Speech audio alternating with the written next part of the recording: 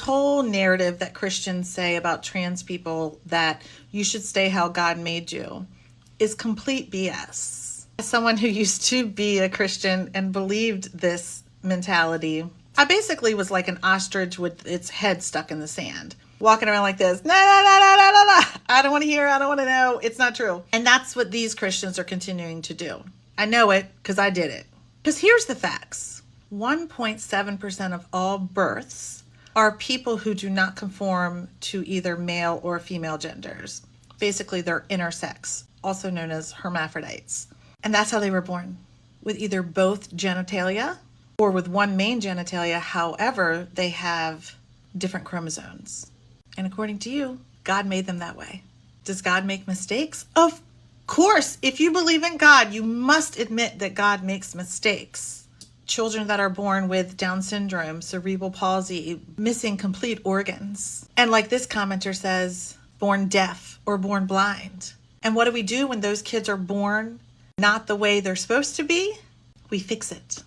We help them adapt. We do organ transplants. We do hearing aids. There are more teenagers in the United States getting nose jobs and boob jobs than there are teenagers getting bottom surgery. As a matter of fact, going from a female to a male for bottom surgery, it just really doesn't happen. Or at least it's really not worth it yet. The surgery is not really that successful. So for those of you who are walking around saying, God makes us perfectly, you shouldn't change, you're lying to yourself.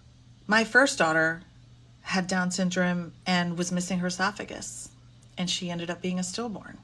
But so many of you walk around keeping your head in the sand because you don't want to take the time to understand these kids, despite the fact that they have the highest suicide rates in the United States because of people like you who won't accept them, because you keep your head in the sand and refuse to learn and understand them.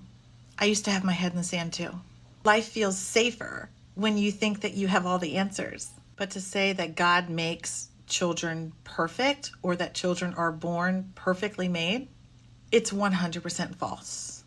And you need to get your head out of the sand and see the truth that's standing in front of you and maybe do some research.